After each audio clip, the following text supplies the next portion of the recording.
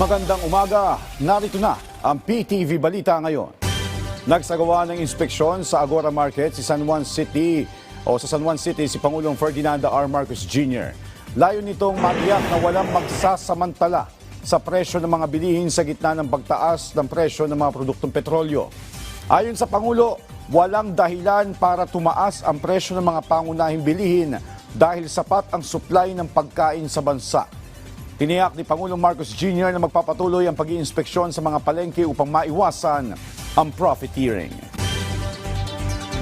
Pag-isahin na lang ng Kamara at Senado ang bersyon ng panukalang magbibigay ng kapangyarihan kay Pangulong Ferdinand R. Marcos Jr. na suspindihin o ibaba ang buwis sa langis. Ayon kay Senate President Tito Soto, magtutulungan ng dalawang kapulungan ng Kongreso upang maratipikahan agad ang panukala at maisumite sa tanggapan ng Pangulo bago matapos ang sesyon sa linggong ito. Magugunitang pumasa sa ikatlong pagbasa ng Senado ang panukala. 17 senador ang bumoto ng pabor na bigyan ng emergency powers ang Pangulo. Una nang ipinasa ng Kamara ang panukalang ito noong Lunes. Nakasaad sa panukala na suspendido ang excise tax kapag umabot sa $80 kada bariles ang presyo ng langis. Samantala, ininspeksyon ngayong araw ni DPWH Secretary Vince Dizon at Quezon City Mayor Joy Belmonte ang Matalahib Creek sa Barangay Talayan, Quezon City.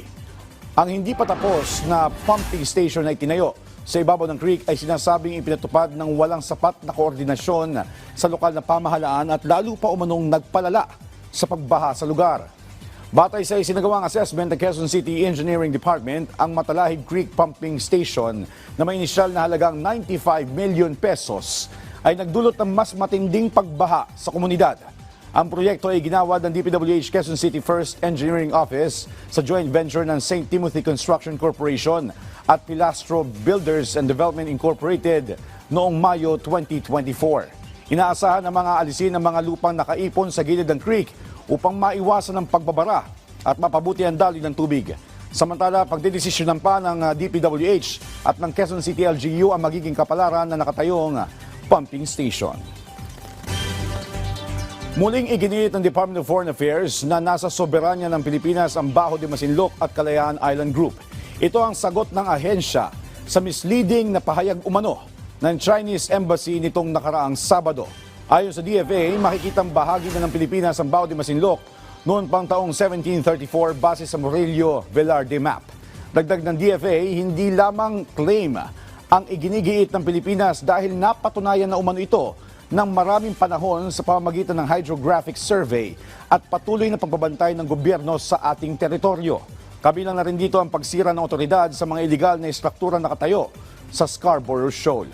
Iginit din ng DFA na napatunayan na sa 2026 Arbitral Award ang maritime claim ng Pilipinas na kinikilala sa international law. Pagtitiyak naman ng DFA, patuloy na idadaan ng Pilipinas sa mapayapang dialogo ang issue sa West Philippine Sea. Alinsunod na rin sa direktiba ni Pangulong Ferdinand R. Marcos Jr. na paninindigan ang teritoryo ng bansa. At yan ang mga balita sa oras ito. Para sa iba pang update, follow at ilike kami sa aming social media platform sa @PTVPH. Ako po si Joshua Garcia para sa Pambansang TV sa Bagong Pilipinas.